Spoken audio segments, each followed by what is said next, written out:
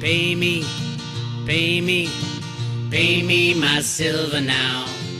Pay me or go to jail. Pay me my silver now. RoadToRuta.com. We have a little delayed reaction from silver and gold about the assassination attempt on Trump today. Well, obviously, there was the tamp down weekend. Very easy to, quote, tamp down the markets by the U.S. government. It's a click of a mouse. But at some point, they're going to start losing metal, and then they got to let the price go up a little bit. So today they allowed it to go up 70 cents, $31.32, still well above the moving averages. Is the game over? Is the game that they play with moving averages over? I don't know. Let's take a look at it right now. That's the 100-day and the 200-day moving averages. As you can tell, it's been well above it for a while. And anything above it is usually bankers and deep shit. Price riggers and deep shit. But this has been for a while. India just announced numbers today. I'll show that in a second. But they only buy when it goes below the moving averages. Now, because it's staying up so high right now, the 100-day is moving a lot more than the 200-day. 100-day moving average is at $28. 200-day moving average is 25.61. And we're currently hovering at 31. If it is true that the biggest problem in silver is the lack of physical silver, they cannot push this under the moving averages, because that means our friends over in India will buy. So India just came out with their numbers for the last month, and because I follow the IIBX, I wasn't expecting much, but there was more action than the month before. So if you look here at silver, imports were $210 million, which equates to about 7 million ounces. 7 million ounces of silver at 29.75, which is about the average price, which is really high for India to be buying. And this month is, if you look at this graph right here, as you can tell, the big spikes in buying silver are when the criminal market riggers slam the price down. That's when India comes in, buys physical silver, and takes it into their country. So this month, India at 7 million, because June of last year was so tiny, it's up 470%, just month to month. But as you can tell, it all depends on when the banking cabal is going to slam the price of silver. And when they do, stuff like this happens. Now, currently, we're at 147 million ounces for the year of Indian imports, which is gigantic. But there's a lot of the year left. We're halfway through. At this rate, they'll tie or beat their old record, which is 300 million ounces. And remember, this is not a situation where 300 million ounces just easily flows into a country, or someone could go out and buy 300 million ounces. The biggest competition they're going to have is industrial silver coming out of China. But if you look at what they are importing right here, it's all from the UAE. So India and China have this agreement. India and the UAE have this agreement called the CEPA, and the CEPA makes the tariffs on importing silver a little bit cheaper. So that's why all this stuff is coming from the UAE, not because the UAE has these big silver mines. No, it's an agreement to import silver. Now, if you look up here in this graph, 94% of the silver that's going into India is grain silver. So you got bars, grain, and others being like paste and stuff like that. Grain is mainly used for two things: industrial, which they need a lot. They're building their electric infrastructure, and jewelry, because it's easier to melt. It's kind of like not processed silver, although it's processed a little bit. Grain looks like this, by the way, in case you haven't seen grain silver. It's cheap. It's one of the cheapest forms of silver you can buy, but you got to make sure it's 999 fine if you're going to buy it. All right. So yeah, it's a good month. June was a good month for the imports. Um, at 7 million, almost double last month. But overall, you're just about half of the all-time high, 300 million. So I personally believe they're going to try to slam silver again at some point. Not that I care. Um, or India will have to jump into the market without a slam, which would be really unique. And they did it a little bit in June because, for the most part, June was hovering right above, let's see here. June was hovering right in here. So it went down a little bit, but it barely breached $30. As soon as it breached $30, the activity in India kicked in on the IIBX, which means they're importing silver. So it looks like $30 is the new threshold for India to buy. Anything pushed way down below $30, they're going to buy a hell of a lot. So that makes me think that this chart, the old way to play the game, where you're messing with the moving averages, they're going to have a very hard time, if at all possible. I don't think they can close under the 100-day moving average, which is 25.61. So that really gives you a strong floor because of the physical offtake, a strong floor. And I remember it was Ted Butler saying once, back when silver was like $5, he was saying dimes to the downside, dollars to the upside. That was your risk of investing in silver. The potential that it'll go down is always there, but it won't go down much and it won't stay there for long. The potential for it to go up is unlimited. Unlimited. And the shorts are absolutely subject to unlimited losses. People ask me, Bix, why do you say the silver market can take down the banking cabal?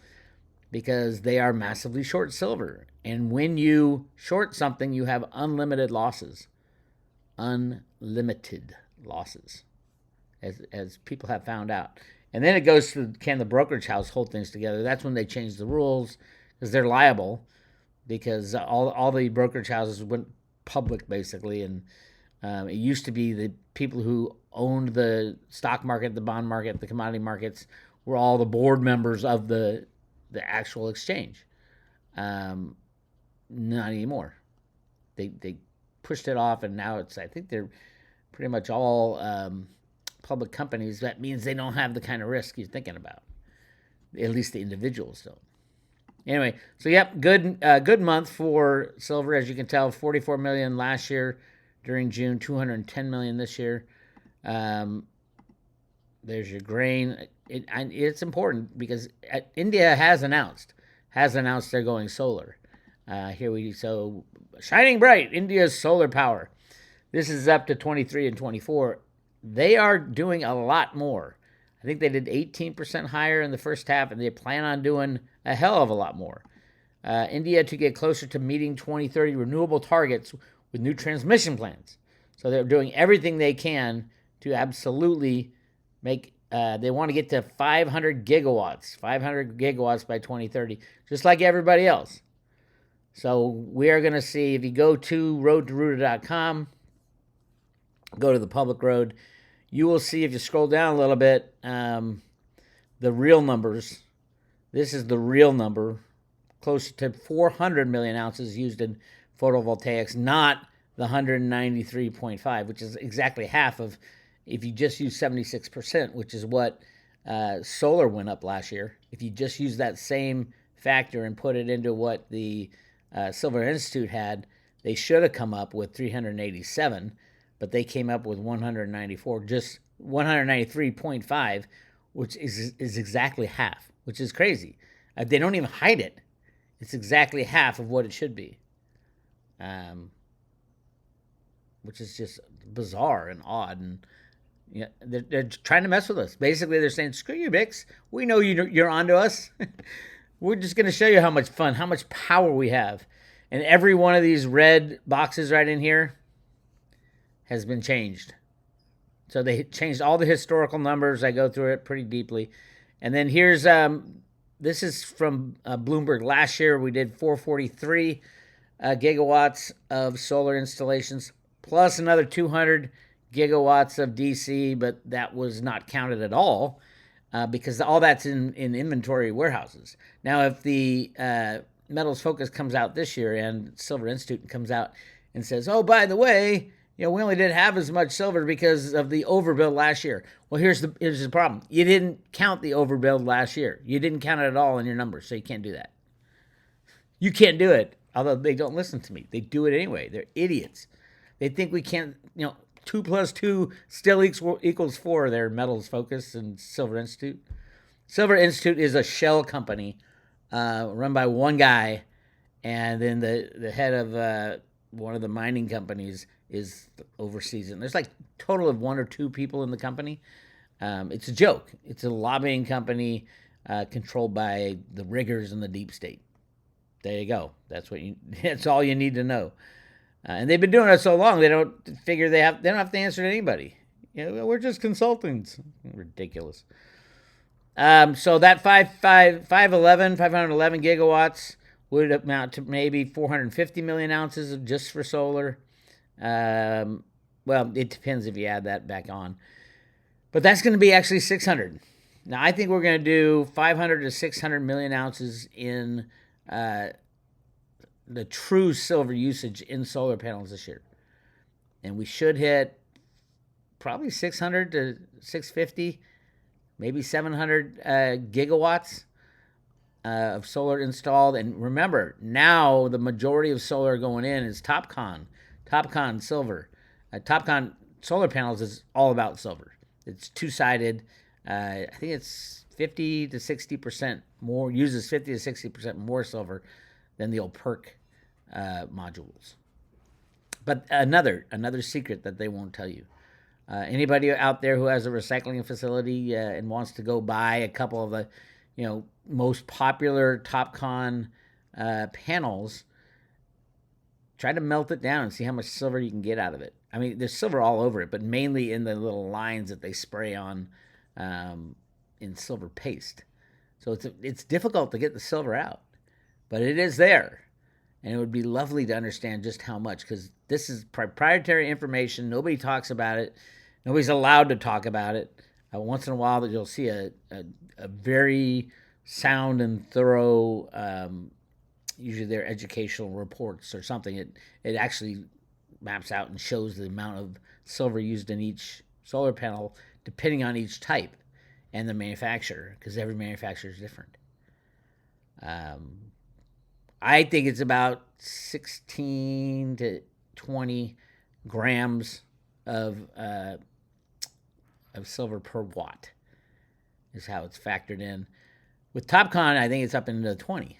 So depending on how much TopCon they put on this year, it should be a huge amount of silver. Huge. I tell you. I know, by the way, consumers in India are driving the transition to electric cars. They're also going electric. Everybody seems to be going electric. I think there is something afoot. Free energy releases after the crash is what my gut tells me, because we've been able to make free energy for over 100 years in so many different ways. Magnetic energy, 0-point energy like pulling hydrogen out of water. I mean, it's obvious things like that. H2O. You got that H2, which is hydrogen, and you can burn it, and then you got oxygen, you can burn that too. But H2O, that's water. You pull the hydrogen out and burn the hydrogen and run your car, and then you have water vapor as your exhaust. Global warming. It's all bullshit. Everything is bullshit. Except this. Russian TV threatens European capitals with long-range missiles. Yeah, Putin's pretty much had enough of the West supplying the Ukraine with long-range arms, and yeah, Putin can reach anywhere with his ballistic missiles. We give our missiles to the Ukraine to shoot them into Russia. You should expect retaliation, and that goes for the United States of America too. We are playing with fire, and these idiots running our country. Anybody who voted for Joe Biden, I blame you too. It was obvious what was going on. It should be obvious to everybody right now. Will we go to World War III? I don't think so. I think the good guys are in charge. I don't think Joe Biden runs anything. I don't think his administration ever did. I think it was all a show, a play, a ridiculous thing to show us just how bad it could get. And boy, are we seeing it. So we might be on the brink of a nuclear war. I don't know. And nor do you. Hopefully the good guys know, and I think they do. I think the next bad guy is not Putin. The next bad guy is Xi, president of China. There's no doubt he's going into Taiwan because the window is closing. You've got a ridiculous, non-functional administration running the United States of America, and then you're going to have Trump coming in. You're going to want to, if you're going to invade Taiwan, you better do it now. And so I expect to see that in the next couple of months. Probably sooner rather than later. So keep an eye on that. All right, that's what I got for you right now. People have asked me a lot about Theta. Why isn't Theta on Coinbase? Why isn't Theta on Gemini? It's too important to put on those yet. You want to buy them when they aren't on them yet. And then when they put on them, the rest of the world can get in. Theta's unbelievable crypto. And if you don't have the ability or the knowledge to do it, you can go to, we have a Road to Ruta page where we teach you how to buy, store, and stake it, Theta, on the private road. But we also have an affiliation with Caleb Brown. If you go to roadtoruta.com, click on affiliates, and then click on Caleb Brown right there. If you click on that, it'll bring you right to the website. You can sign up and get set up to buy and take into your possession Theta Fuel, and all other cryptos, is what most other cryptos. But definitely, that's your avenue to Theta and Theta Fuel. If you are interested in protecting your future and beating everybody to the starting line, really, when Theta and Theta Fuel go on Coinbase and Gemini, that is the starting point for some amazing things in Theta. And the company keeps doing it and keeps doing it. It's going on September 25th. The mobile edge nodes are going to can go on 4 billion Android devices. 4 billion. And this is not just Theta doing it by themselves. This is Google and Amazon and Microsoft, the three big cloud storage people working with Theta, because they know they can't build that kind of infrastructure for AI. They don't have the capacity. They don't have the hard drive capacity. They don't have the CPU capacity. They don't have the bandwidth. Theta does. Absolutely. And it is patented technology. So check it out. Go to roadtoruta.com, click on affiliates, then Caleb and Brown, and then click right here. It should take you, hopefully. There you go, right to the Caleb and Brown website. Sign up, get an account, and then you can buy some Theta. All right, that's all I got for you. Right now, we are giving away Veritasium. I think we're going to start giving away Theta very soon. So if you want Veritasium, get it now. And then we're going to start giving away some Theta, because I really do think between now and the end of the year, you're going to see massive Theta pushes, massive moonshots for Theta coming up. So keep an eye on that. This is Bix. I'll talk to you later.